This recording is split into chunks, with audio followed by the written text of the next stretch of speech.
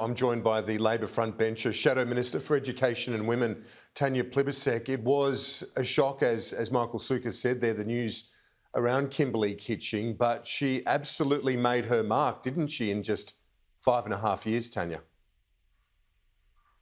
Oh, absolutely. Kimberley will be really missed. She was a good friend to many of us in the Labor Party, and my thoughts really are with her husband and family and friends. She made a really big contribution in the time that she was in the Senate and would have gone on to make a very substantial contribution in the future as well. She had a lot of work still ahead of her that she was determined to do. She will be very sadly missed. There'd been some stressful moments, apparently. Bill Shorten said that apparently there'd been some questions over her pre-selection and so on. Have you got any more information, anything to shed light on that side of things? No, I'm not going to get into all of that. It's a terribly sad time for Kimberley's family and friends. I think I'll just leave it at that. Okay, let's look at the national emergency declared in New South Wales, but not in Queensland. The Prime Minister says he listened to the feedback and acted accordingly. Isn't that appropriate? Well, I think what the Queensland Premier was saying is we could have used a hand a couple of weeks ago, and it just blows me away that once again we're in a position where Scott Morrison is refusing to take responsibility, refusing to be a national leader. He could declare a national emergency. He could have done that 2 weeks ago in Queensland. I was up there about a week and a half ago with my colleague Graham Perrott in his electorate, walking the streets and looking at the waterline on houses there. Water had come up above my head, people pulling their lives out onto the footpaths again, only a few years after the last time they'd been flooded. Obviously help was needed, and obviously it was too late coming. We're still seeing a lot of communities in northern New South Wales desperate for additional assistance. I think Australians are pretty tired of having a Prime Minister that is never there when you need him, and when he's called out on it, finds someone else to blame every time. Defence did offer support. It's been revealed this morning in the Sunday Telegraph on a number of occasions before, or at least 2 occasions before the rain bomb hit, but were rebuffed. So beyond that, what more could the feds do? Well, I think instead of now talking about who should have done what when, the focus needs to be on rebuilding and rebuilding together. And we still have communities next door to each other where one community is getting emergency payments and the other's not. We've got a situation where New South Wales apparently is in a national disaster and Queensland right across the border is not. This looks it looks chaotic, and it's not reassuring for Australians. And taking a step back, Kieran, what I'd say is we've got a $4.8 billion emergency fund that hasn't seen a single cent spent since it was set up 3 years ago. So the work that should have been done to build drainage systems, culverts, levees, the work that could have been done to upgrade emergency centres hasn't been done because this government is incapable of planning for the future.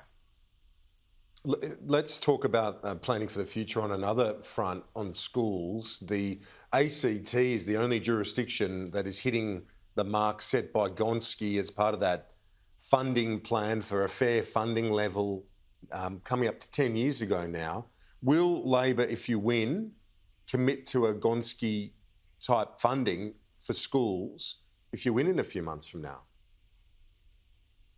Yes, we've already said that we would work with the states and territories in future funding agreements to get every child to its fair funding level. At the moment, we have, I'm not going to talk about funding formulas all morning, but you need to know this. This is really important.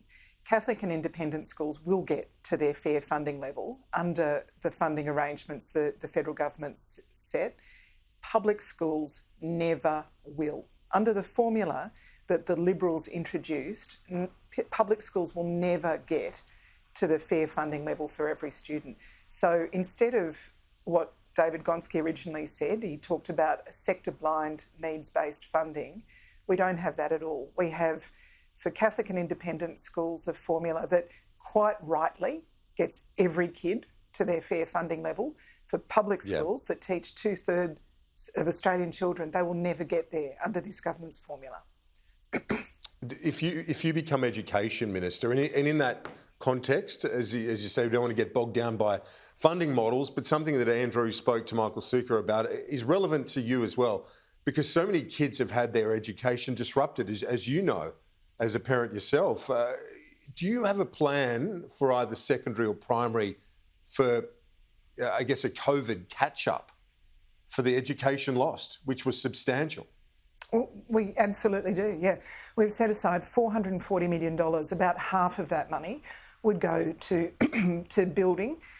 We know that schools would like to upgrade their air conditioning systems, improve ventilation, move some of their learning outdoors. We want to make schools safer for students and school staff to return to.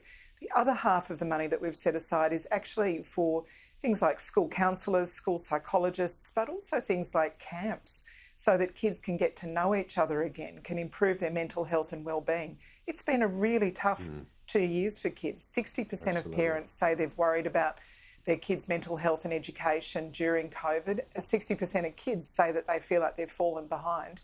We need to help those kids catch up by making our schools safer in a COVID world, and also by helping specifically with those measures like school psychologists and school counsellors. Yeah, they've absolutely suffered too much through the pandemic disproportionately. Let's look at this other announcement you made last week, along with Anthony Albanese, just under $80 million on consent education.